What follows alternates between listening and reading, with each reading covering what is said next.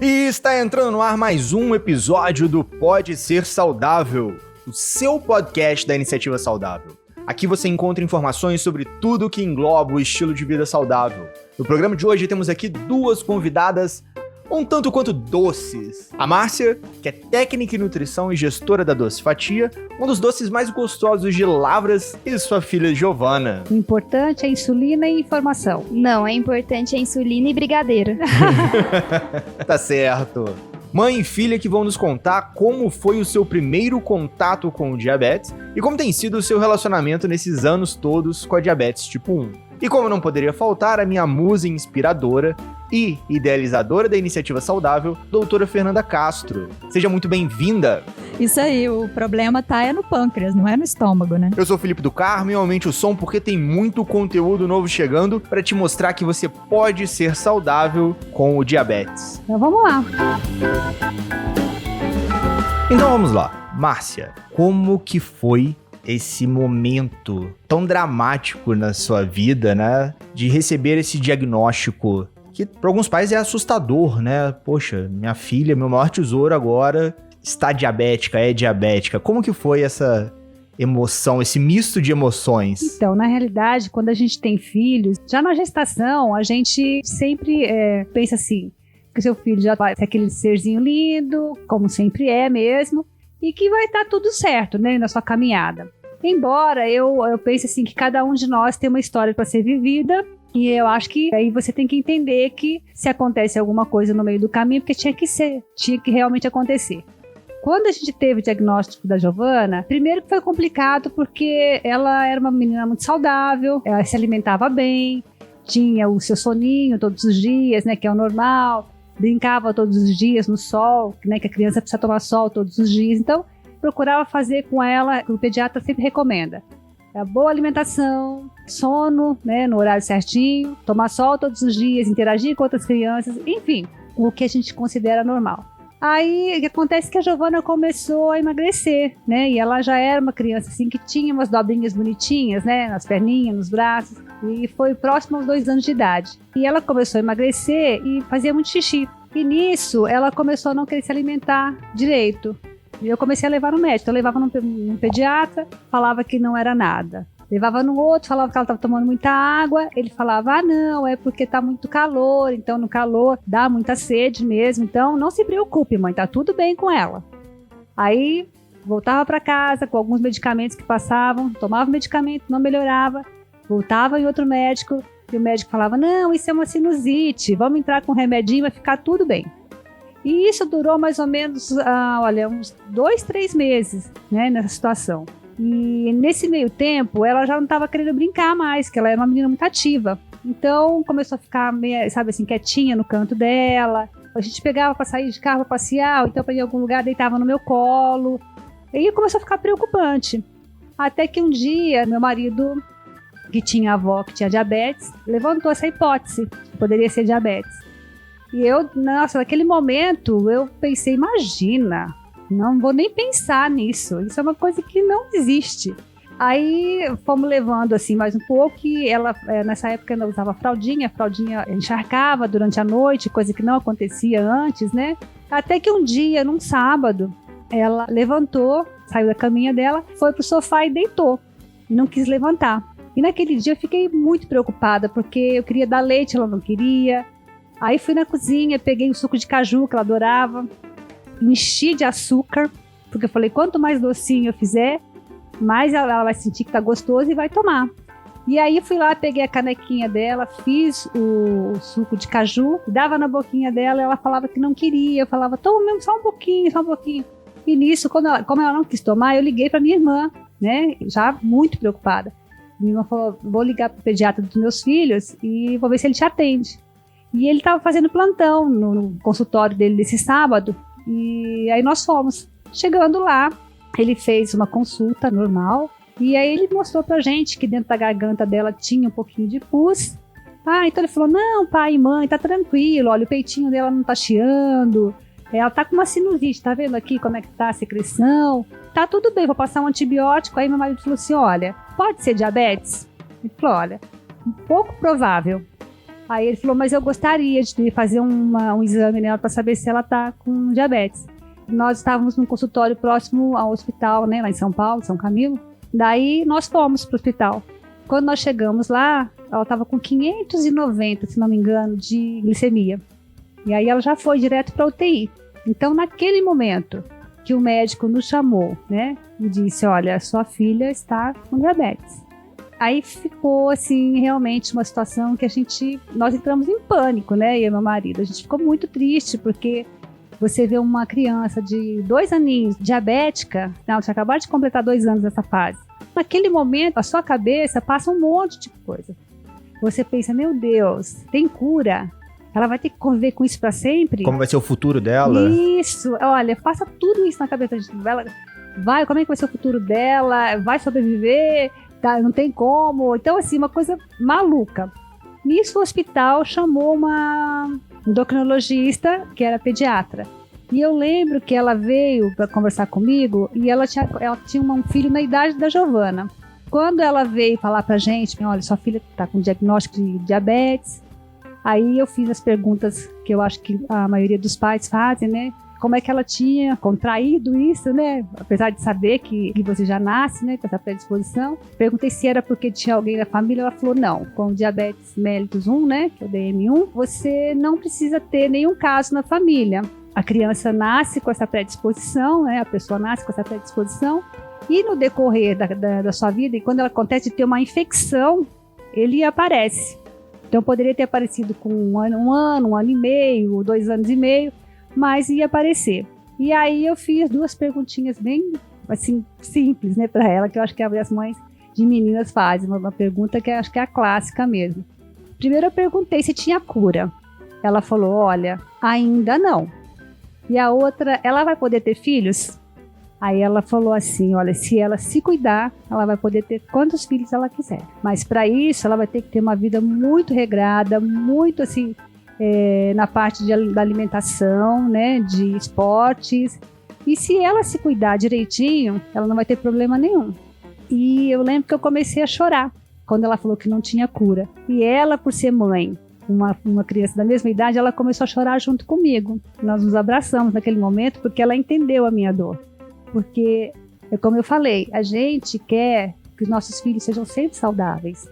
Não que o diabético não pode ser saudável, porque depois eu fui descobrindo que você pode ter uma vida muito melhor, inclusive. Daí ela veio me contar que conhecia médicos que tinha diabetes desde os 3 anos de idade, já estava com 80 e estava super bem. E ela também me indicou uma associação, né, de diabéticos, era a ADJ, Associação de Diabéticos Juvenil, que lá eu encontraria outras mães, encontraria outras crianças com a mesma situação da Giovana, e isso foi me acalmando.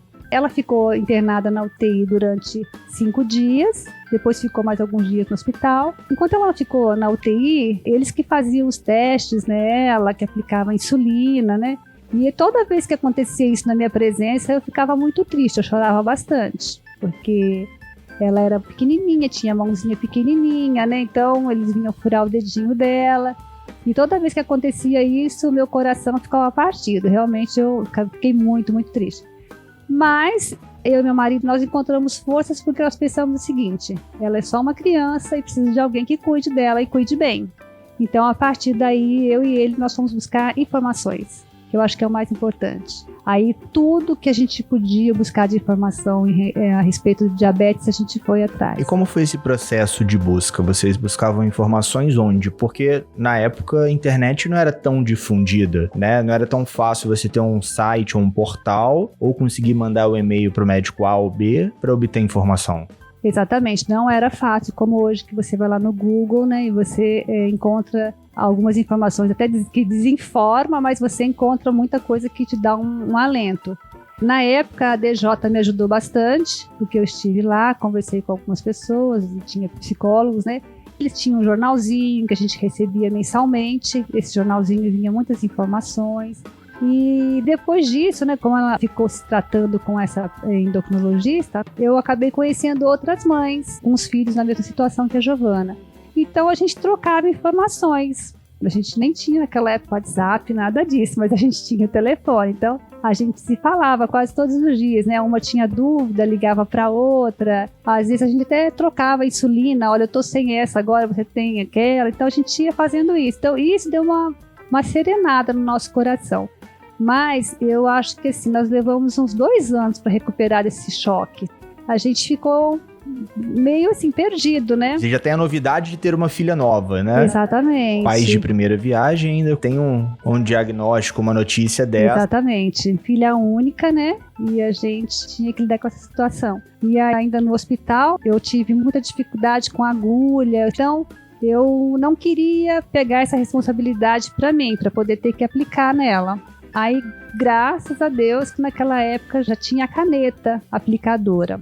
E eu tive a oportunidade, tive condições de poder comprar essa caneta, porque não era barato também adquirir a caneta.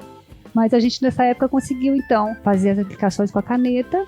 Aí ela então tomava a NPH e a regular. E aí dividia, né, as frações por dia. Tomava um pouco de manhã de NPH e corrigia com a regular, né, quando estava muito alto. E à noite também tomava um pouco de NPH. As enfermeiras vinham me ensinar como é que aplicava. Depois disso, assim, na caneta foi mais fácil. Os primeiros dias eu lembro que foi muito duro, porque quando eu tinha que pegar o dedinho dela bem pequenininho para furar, eu fazia aquilo, mas depois eu ia pro quarto, eu chorava. Preferia 1000 vezes que fosse em mim aquilo do que fosse nela. Porque quando a gente é pai e mãe, a gente quer que a dor seja na gente, mas não seja no nosso filho. Então, todas as vezes que eu tinha que furar o dedinho dela, que tinha que aplicar insulina nela, naquela perninha pequenininha, no bumbumzinho, eu pensava o seguinte, por que não pode ser em mim? Mas tem coisas que não tem como a gente pegar pra gente, né? É verdade. Mas o jeito é procurar ajuda com as pessoas certas, então, né? Eu acho que o que nos ajudou bastante foi isso, assim, de trocar experiência com outros pais e buscar essas informações, porque você encontra pessoas que querem te dar uma receitinha, né, caseira, querem te passar uma receita milagrosa. Isso. E as pessoas fazem isso porque elas querem te ajudar. Mas a gente pegava essas informações e não prosseguia com elas, porque lógico que o tratamento médico era e é o mais importante. Eu tive a sorte de encontrar uma endocrinologista que era mãe de uma criança da mesma idade que a Gil, uma pessoa muito bacana, e que durante muitos anos ela me ajudou muito, e isso também facilitou. E ela ia para a escolinha nesse ano que a gente descobriu, né, o diabetes. Ela tinha acabado de fazer 2 anos naquela semana, nós adiamos a ida dela para a escola, fiquei 1 ano, né, aguardando, e no ano seguinte, quando ela foi para a escola, aí começam outros problemas, né. Eu espero que hoje já esteja melhor, espero que as pessoas possam pensar dessa maneira. As escolas, sejam elas públicas ou particulares, as pessoas não têm informações suficientes para poder lidar com a situação.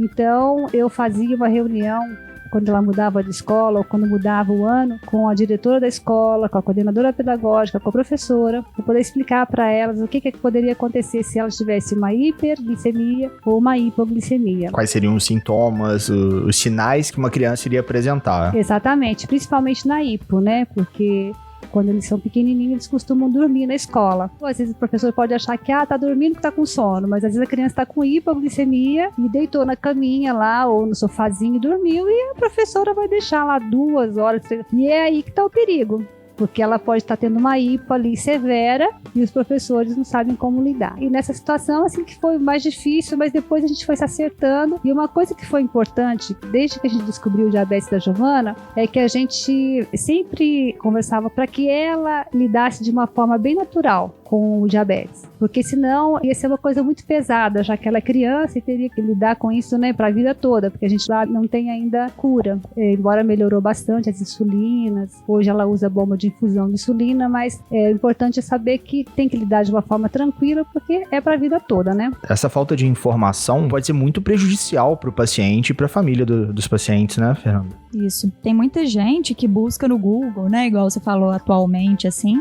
e que acaba tendo informações que são patrocinadas, às vezes por pessoas que têm uma condição financeira, mas nem sempre tem um fundo científico, né?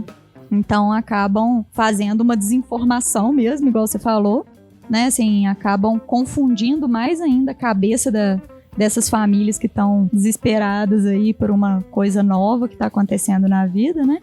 E o ideal é buscar as informações nos sites das sociedades mesmo, né? Por exemplo, Sociedade Brasileira de Diabetes, das associações dos diabéticos, com os próprios profissionais de saúde, de preferência os especialistas ou os que têm costume, né, com diabetes.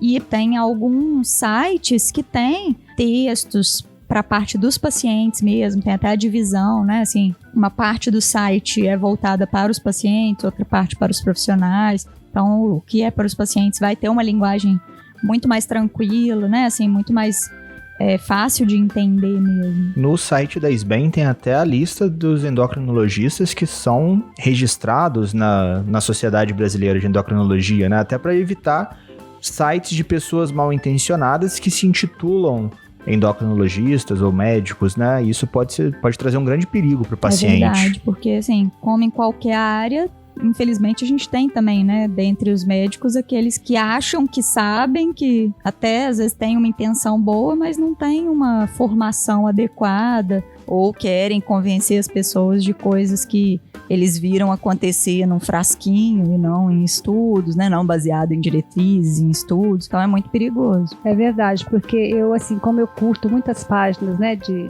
diabetes, assim, ASBD, ADJ...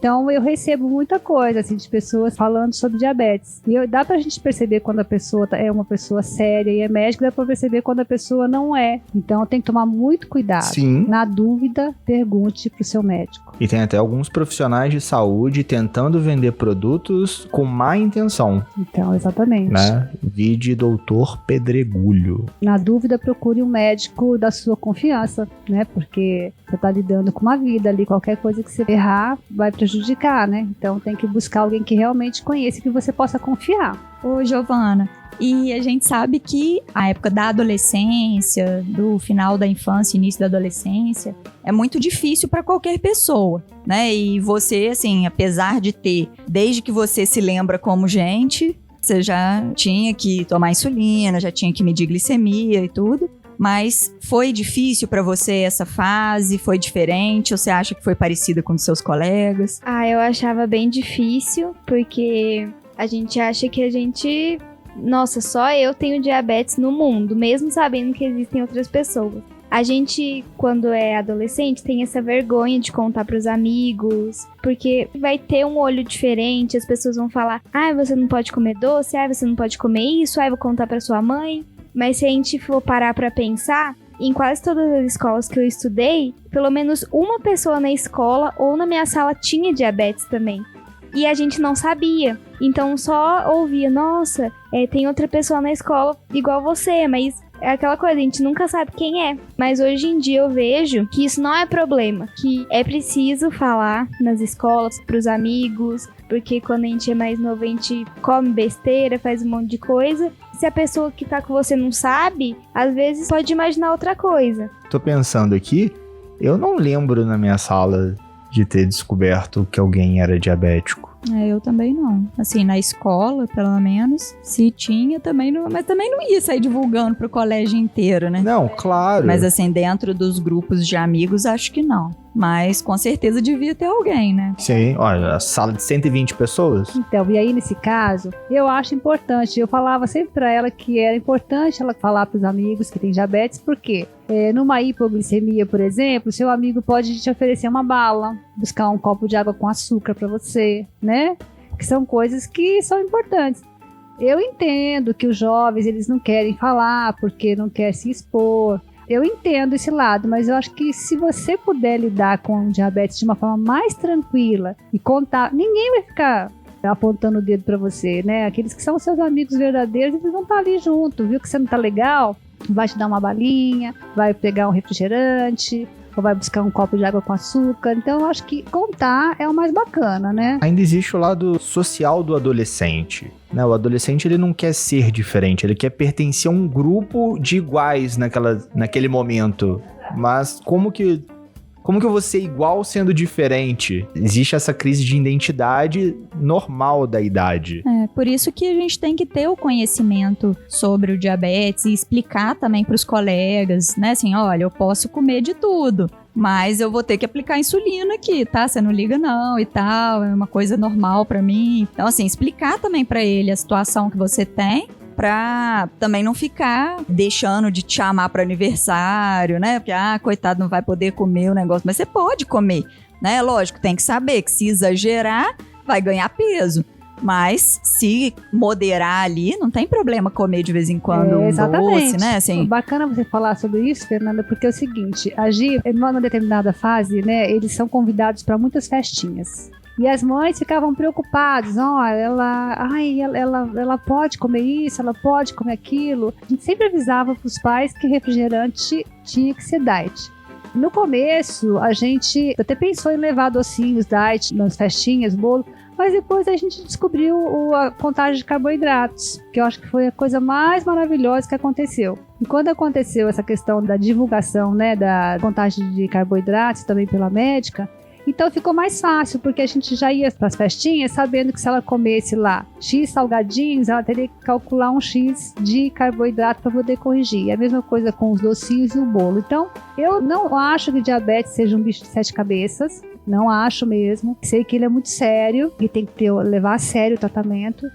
Mas acho que dá para você conviver muito bem com diabetes de uma forma tranquila, sem muitas neuroses. Falo para os pais que estão descobrindo agora que, assim, no primeiro momento é muito difícil mesmo. Mas para ter um pouco de tranquilidade, de calma, buscar informações, que é o mais importante. Buscar ajuda também, né? Ajuda. Olha, para você ver que a Giovana, uma vez ela chegou em casa dizendo que uma amiga do colégio tinha descoberto que estava com diabetes, devia ter o quê? Uns 10, 11 anos, a menina. E o pai era médico. Para você ver que as pessoas ficam tão assim desesperadas que eu falei, pede pro pai dela me ligar. Eu converso com ele. E ele me ligou. Médico, sabe até um pouco mais que a gente, claro, mas assim, naquele momento ele estava sendo pai, não estava sendo médico. Então eu conversei com ele de mãe para pai, né? Eu acho que conforta bastante, deixa a pessoa um pouco mais segura. E hoje parece que ela lida muito bem com tudo isso. Mas no primeiro momento, realmente, os pais ficam muito tristes, que tem que buscar até ajuda com o psicólogo, é normal. Tem alguns casos também que os pais ficam numa situação de negação. Não, meu filho não tem nada, não tem que fazer nada de diferente. E às vezes deixam aquela criança descompensada, né, do diabetes muito tempo, e isso vai acabar trazendo problemas para a criança no futuro. Então também, assim, é melhor procurar ajuda, se informar, né, entender, aceitar e buscar o tratamento. Isso é muito comum, Fernanda. Eu vi muitos pais realmente falando, mas meu filho não vai precisar tomar insulina, eu sei. E aí às vezes vai até pela religião e apela e tal. Olha, a gente sabe que é importante você buscar um conforto na religião que você, né, quiser. Mas assim, o tratamento médico é o mais importante. O tratamento para diabetes tipo 1 é a insulina.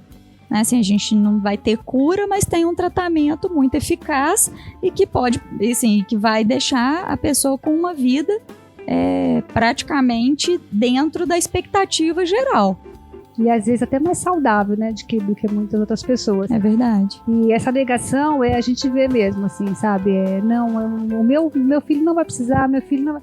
Não, eu acho que isso aí é bem emocional mesmo, psicológico, né? Mas não adianta. É entender, aceitar que a situação está ali.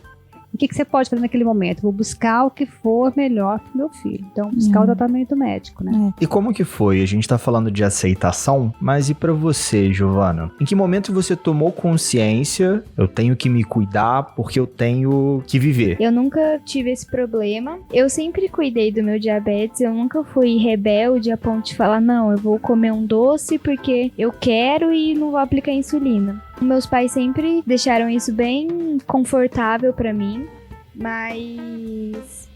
tem vezes que a gente tem aquela negação mesmo, mas quando a gente tá numa idade assim, 15, 16, 17 anos, a gente percebe que realmente a gente precisa cuidar tanto da saúde pra quem tem diabetes ou não, e pra quem tem, que é mais importante. Apesar de poder comer de tudo, se você tiver uma alimentação mais saudável, mais natural, mais equilibrada, vai te ajudar muito mais a controlar a glicemia, não levar a picos de glicose, né, a hipoglicemia, também não ficar muito tempo sem alimentar, né? Então, assim, você vai tomando essa consciência e percebendo na prática ali, né? Sim, quando eu era mais nova, sei lá, só almoçava e depois jantava.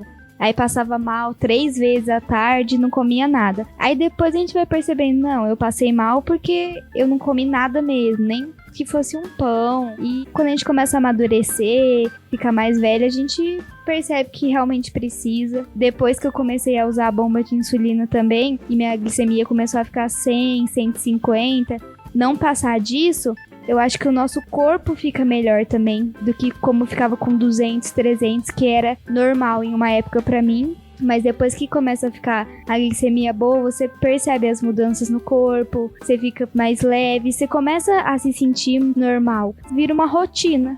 Da mesma forma como todo mundo tem que ter disciplina ali pra fazer atividade física, pra preparar a refeição do dia, esquematizar o que você vai ter que levar para a escola, para o trabalho, né? Você também tem que criar aquela rotina, aquela disciplina de preparar as doses de insulina, né? De trocar o catéter da bomba. Então, assim, cada um vai ter a sua rotina. Você falou de exercício físico, de atividade física. Qual que é a importância da atividade física para o controle da glicemia no DM1? Assim, para qualquer tipo de diabetes, a atividade física ajuda a controlar a glicemia, diminuir as necessidades de medicação e reduzir a resistência à insulina. Então, é como se facilitasse a ação da insulina que você tomou. Então, aquela insulina vai funcionar melhor. Da mesma forma que tem o benefício, né, que vai ser bom para a pessoa fazer essa atividade física, o ideal é que ela tenha uma rotina, que ela não faça assim atividade física de vez em quando, porque senão ela não vai saber como o corpo dela reage. Se ela conseguir pegar uma rotina de fazer atividade física 3 vezes na semana, ou todo dia um pouquinho, mesmo que seja assim, ir a pé para a escola,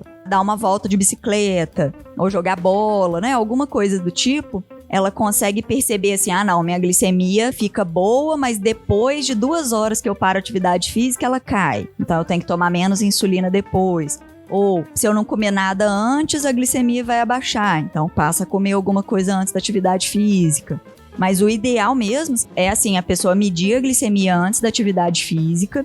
Se tiver alta, corrigir, esperar um pouco para depois ir para atividade física. Se tiver muito alta, né, assim, acima de 300 e tudo. Ou se tiver muito baixa, fazer um lanche mais caprichado. É melhor quando vai fazer atividade física para ter um resultado melhor, principalmente quando é uma musculação ou algum exercício de resistência, é comer, aplicar insulina de acordo com aquele alimento, né, de acordo com a contagem de carboidrato, e fazer atividade física, depois da atividade física fazer outro lanche, porque aí você consegue ter um ganho de musculatura, perda de gordura e sem ter uma cetose, né? Sem transformar gordura em acetona, né? Como fica mais fácil de entender assim no sangue, que é uma coisa tóxica para o sangue. Então tem que ter o alimento e tem que ter a insulina para fazer atividade física. Márcia, você teve diabetes gestacional? Não tive. Porque essa foi o tema do podcast número 2. E a doutora Lívia levantou essa bola dizendo que as mães poderiam ficar tranquilas, as que tiveram diabetes gestacional, que o filho não iria nascer diabético. Não tive, assim, eu tive essa curiosidade há muitos anos atrás, né, porque, como eu te falei, nós fomos buscar informações,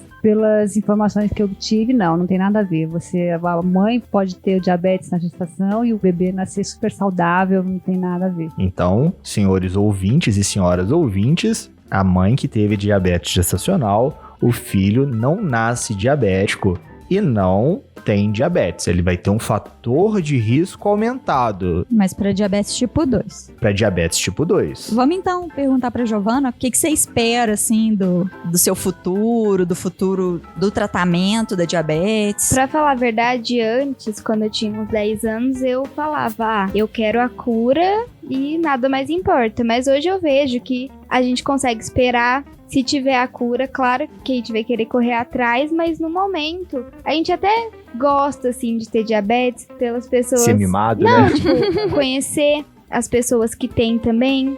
A gente vê que não é... Não é um bicho de 7 cabeças. Pois é. Eu espero... o que eu mais espero é que não tenha aguda. Porque a parte ruim. Mas se tiver também, pelo menos nós já temos uma coisa... Dê para manter a nossa saúde estável. Não é como há 20 anos atrás que não tinha quase nada.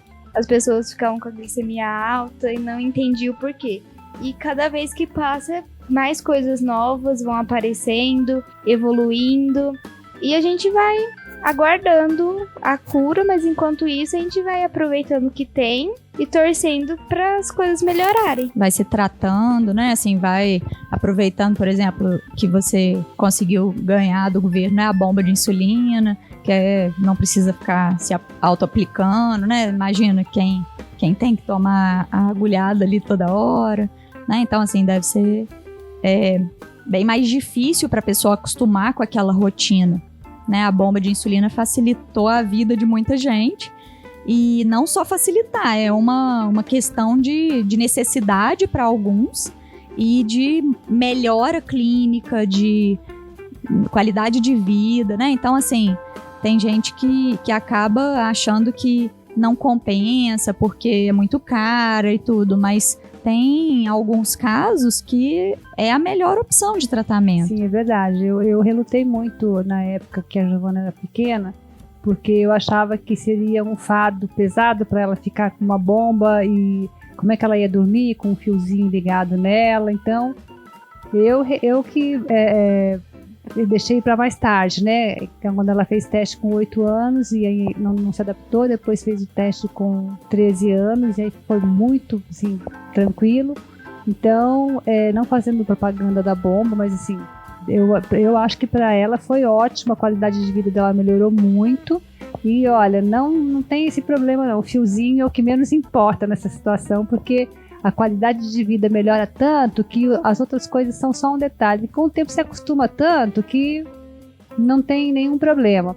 Pensando só mesmo na qualidade de vida, na hemoglobina glicada, né, mais baixa. E de evitar também hiperglicemias, hipoglicemias. Isso, nossa, isso aí é o fundamental. E eu acho assim, que assusta muito a gente que é pai e mãe, né, de quem tem diabetes, é a questão das hipos, né? A hiper também é muito ruim, mas a hipo a gente fica mais preocupada, porque pode estar dormindo e a gente não vê. Então eu sempre falo que as mães, né, os pais, eles têm sempre um anjinho que vem avisar quando tá assim, porque a gente sempre tem aquela coisa, nossa, eu vou fazer um teste para ver como é que tá, e às vezes realmente na madrugada tá com hipoglicemia.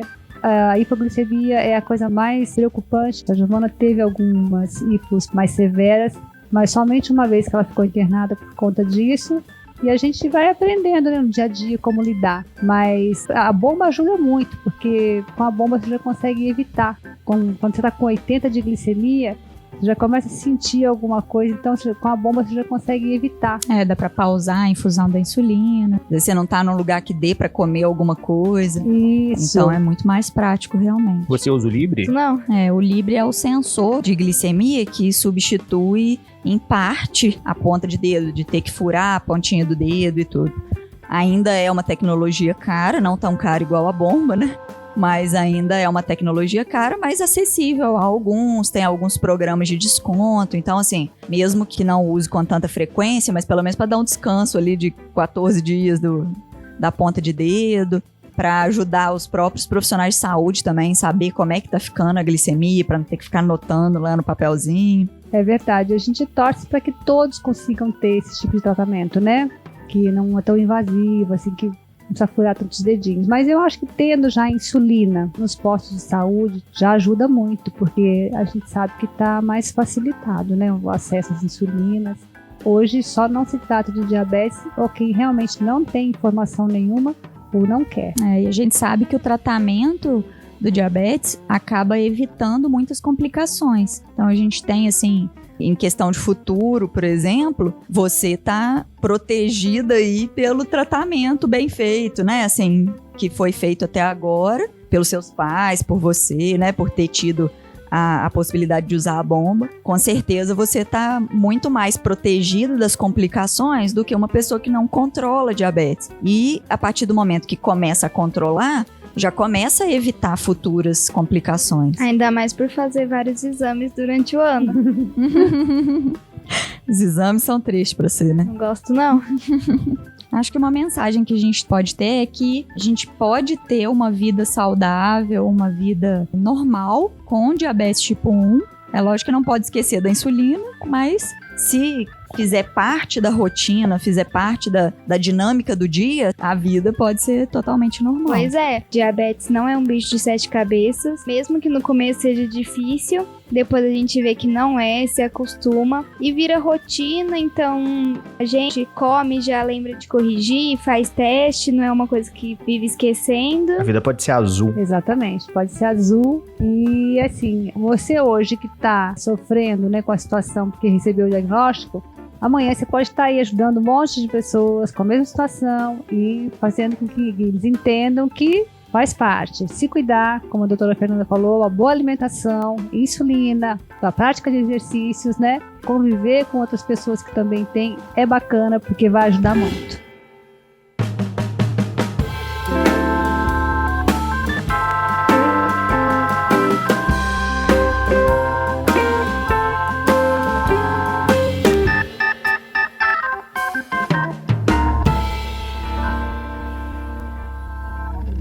Esse episódio foi editado por Estúdio Casa, o lar do seu podcast.